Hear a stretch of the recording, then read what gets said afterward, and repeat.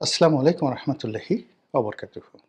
সম্মানিত দর্শক, বড় অসময় চলছে বাংলাদেশের রাজনীতিতে। আর সেই অসময়ে যে নির্মম, নিষ্ঠুর অথচ বাস্তব সমস্যাগুলো যেভাবে আলোচিত হচ্ছে, সে সকল আলোচনার ফলে সমাজে যে অস্থিরতা তৈরি হচ্ছে, যে অনিশ্চয়তা তৈরি হচ্ছে, যা কিনা এই ভূখণ্ডটিকে, এই ভূখণ্ডের মানচিত্রকে, পতাকাকে, ফসলের মাঠ, নদী-নালা, পাহাড়-পর্বতকে এবং এই ভূখণ্ডে বসবাসরত সকল প্রাণী, তার মধ্যে আশরাফুল মখলুকাত ১৮ কোটি বনি আদম যে বিপদ এবং বিপত্তির মধ্যে পড়ে গেছে। এরকম বিপদ এবং বিপত্তি মানব ইতিহাসের যে বিজ্ঞান, ভূগোল, অর্থনীতি যা কিছু লিখিত রয়েছে, সেখানে এতগুলো মানুষ, ১৮ কোটি মানুষ একই সঙ্গে বহুমুখী যে অনিশ্চয়তা এবং বিপদ বিপত্তির মধ্যে পড়ে গেছে ২০২৫ সনে, এটি অতীতে হয়েছিল কিনা আমার জানা নাই। যদি ২০১৪ থেকে আজ অবধি আওয়ামী লীগ জমানার শাসনকে আপনি কল্পনা করেন, এটি একটি অধ্যায়। আর গত ১৫ মাস ধরে যা কিছু হচ্ছে সেটি আরেকটি অধ্যায়। স্বভাব অনুযায়ী আমরা অতীতকে ভুলে যাই আর বর্তমান নিয়ে আলোচনা করি এবং আগামী ভবিষ্যৎ নিয়ে উদ্বিগ্ন থাকি। মানবের যে এই বৈশিষ্ট্য থেকে আমরা কেউ বের হয়ে যেতে পারবো না। ফলে এখন বর্তমান সমস্যা বা চলমান সমস্যা, সেটা যত ছোট হোক, যত ক্ষুদ্র হোক, কিংবা ধরুন যত বৃহৎ হোক, এটা নিয়ে আমরা এখন খুব ব্যস্ত। কিন্তু ১৯৭১-এ কী হয়েছিল, ৬১-তে কী হয়েছিল, ৫১-তে কী হয়েছিল, ১৯৮১-তে, ১৯৯১-তে, ২০০১-এ কিংবা ২০২১-এ কী হয়েছিল, এই কথাগুলো আমরা স্মরণ করতে চাই না। স্মরণ করা সম্ভব নয়। কেবলই আমরা স্মরণ করতে চাই আজকের এই দিনে আমাদের জীবনে কী ঘটছে। তো সেদিক থেকে এই ১৫ মাসের যে রেজিম, সেই রেজিমের একটি চরিত্র এবং আজকে আপনারা যারা ভিডিও দেখছেন, সেই দিনকার বৈশিষ্ট্য, এই দুটোকে যদি আপনি একত্র করেন, তাহলে আপনি দেখতে পাবেন যে আমাদের জাতিগত বিভেদ, বিসংবাদ, অবিশ্বাস যে মাত্রায় গিয়েছে, আমাদের সোশ্যাল যে স্ট্রাকচার যেভাবে গড়ে উঠেছিল, সেই সোশ্যাল স্ট্রাকচারটি যে হুমকির মুখে পড়েছে,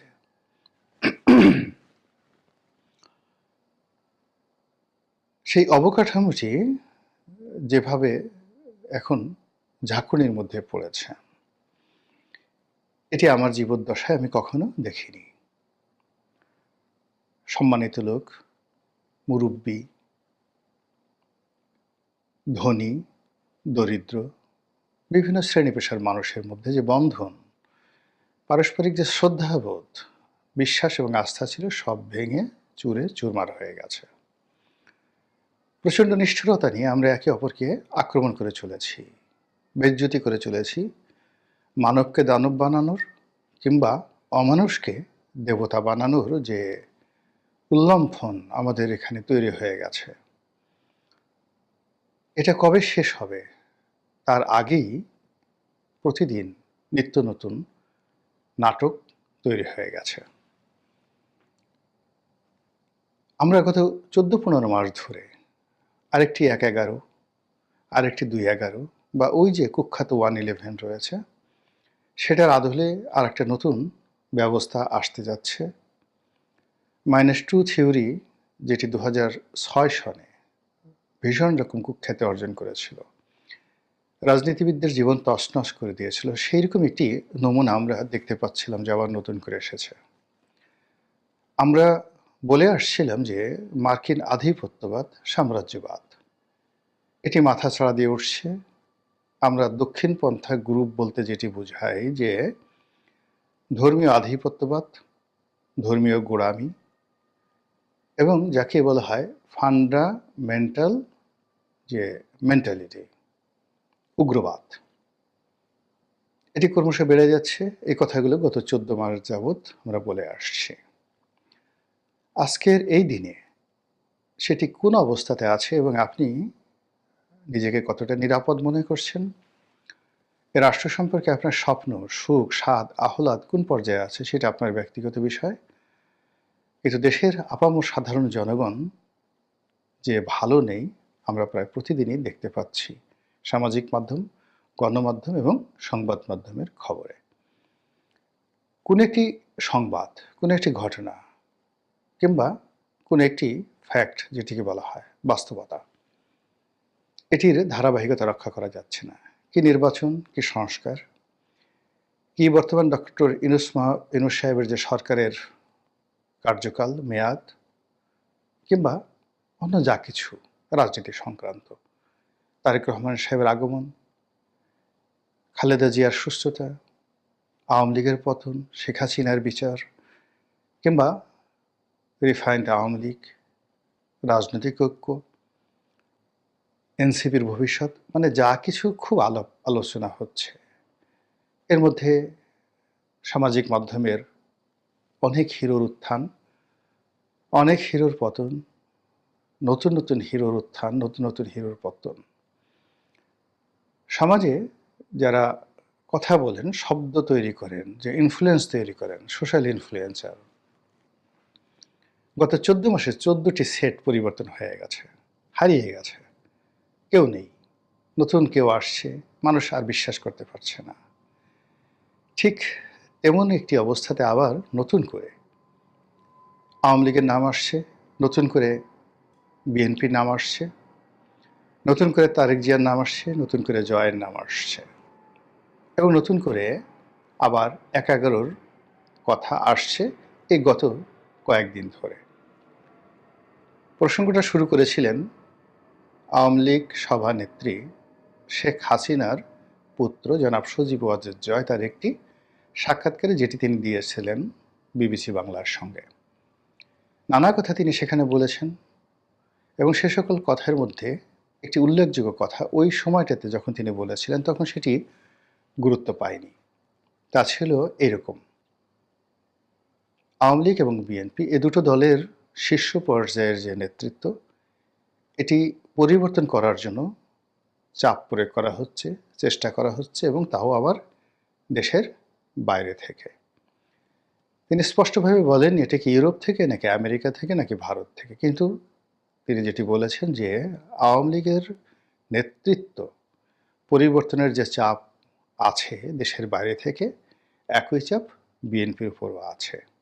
ইট মিনস ১/১১-র সময় সেই ২০০৬ সনে যেভাবে বিএনপির নেতৃত্ব থেকে জিয়া পরিবারকে আর আওয়ামী লীগের নেতৃত্ব থেকে শেখ হাসিনা পরিবারকে বাদ দেওয়ার একটা প্রক্রিয়া ছিল, তার সঙ্গে সঙ্গে দলের যে সকল চিহ্নিত বা করে চলেছেন তাদের কেউ কেউ সেই প্রক্রিয়ার সঙ্গে সরাসরি যুক্ত ছিলেন এবং তারা ব্যর্থ হয়েছিলেন সেই সময়টিতে।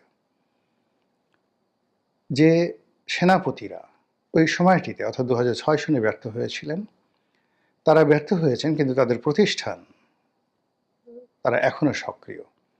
ফলে ওই কাজগুলো তখন রাষ্ট্রীয় মদতে হয়েছিল। ফলে রাষ্ট্রের বিভিন্ন তোষাখানাতে ওই সময়ের যে দলিল দস্তাবেজ রয়েছে, পরাজয়ের দলিল রয়েছে, সে সকল দলিল অধ্যয়ন করে এখনকার কেউ যদি সেই পরাজয়কে আবার বিজয়ে রূপান্তর করার চেষ্টা করেন, আমি তো আশ্চর্য হব না।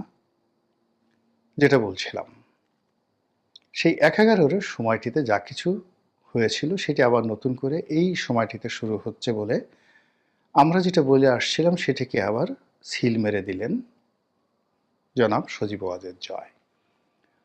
আর সজীব ওয়াজেদ জয়ের এই বক্তব্যের ধারাবাহিকতায় পরবর্তীতে প্রকৃতিতে যে ঘটনা ঘটল, বেগম জিয়া হঠাৎ করে অসুস্থ হয়ে পড়লেন। তার অসুস্থতা নিয়ে নানা রকম কথা আছে। এর কারণ হলো বিএনপির মধ্যে ভারতের দালাল আছে, আমেরিকার দালাল আছে, বর্তমান সরকারের দালাল আছে, সেনাবাহিনীর দালাল আছে, নানা রকম ট্যাগ। বিএনপি বিরোধী যারা লোকজন রয়েছেন তারা করে যাচ্ছেন।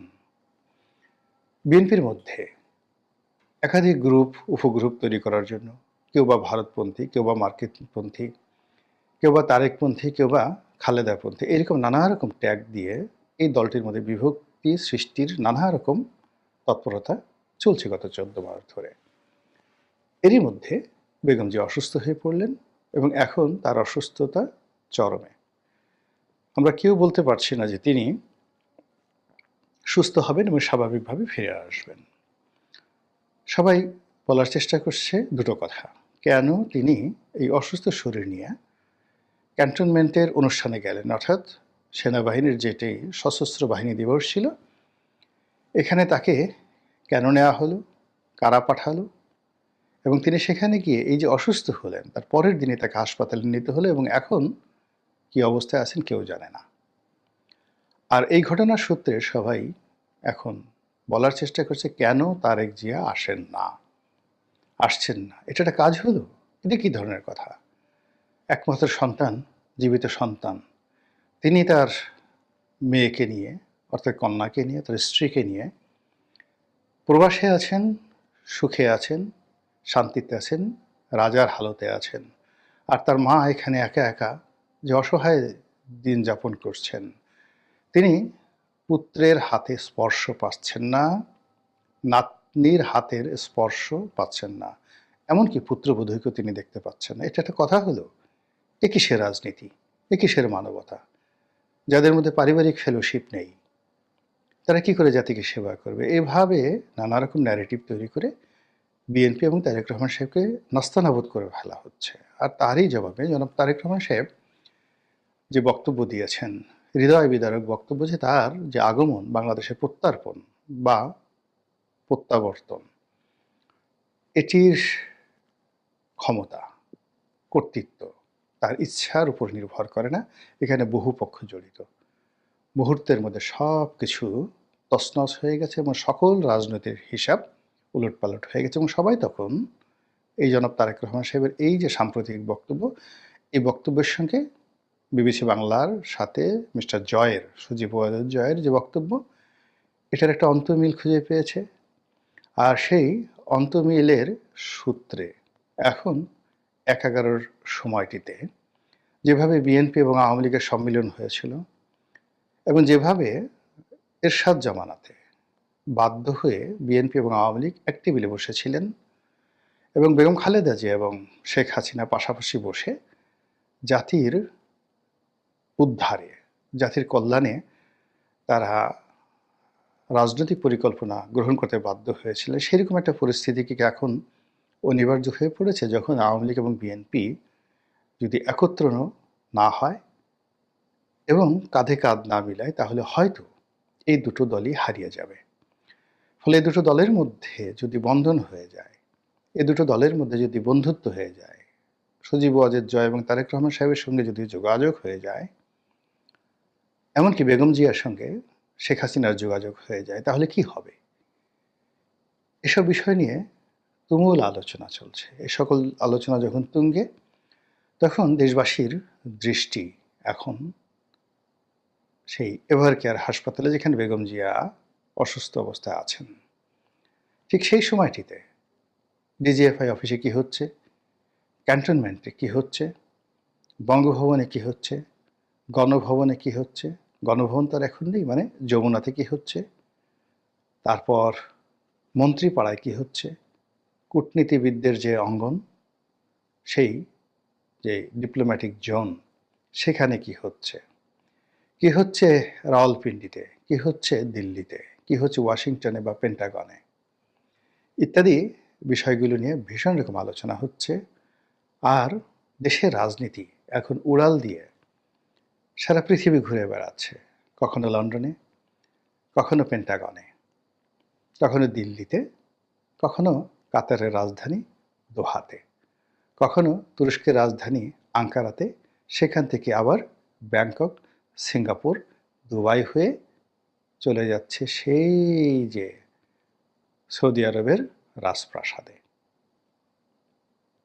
এভাবে যদি রাজনীতির ঘূর্ণিপাক হয়, তাহলে ভোট কোথায়, ভোটারই বা কোথায়? রাজনীতিবিদরা কোথায়? আমাদের কি ক্ষমতা আছে? শুধুমাত্র সাফার করা ছাড়া বা দুর্ভোগ দুর্দশা পোহানো ছাড়া। মহান আল্লাহর কাছে সাহায্য চাই। আমরা পথ হারিয়ে ফেলেছি। আমরা অকৃতজ্ঞ হয়ে পড়েছি এবং আল্লাহর দেয়া একটা নেয়ামত আমরা শুধুমাত্র অস্বীকার করিনি, অপমান করেছি। এজন্য অনেক আসমানি বালা মুসিবত আমাদেরকে পাকড়াও করে ফেলেছে। এই দুর্বিষহ অবস্থা থেকে পরিত্রাণের জন্য সেই সত্তার সাহায্য এবং আশ্রয় প্রার্থনা করছি, যিনি আমাদেরকে সৃষ্টি করেছেন, যিনি আমাদের জীবন দিয়েছেন, আমাদের মৃত্যুর মালিক এবং আমাদের শেষ দিন, বিচার দিনের মালিক এবং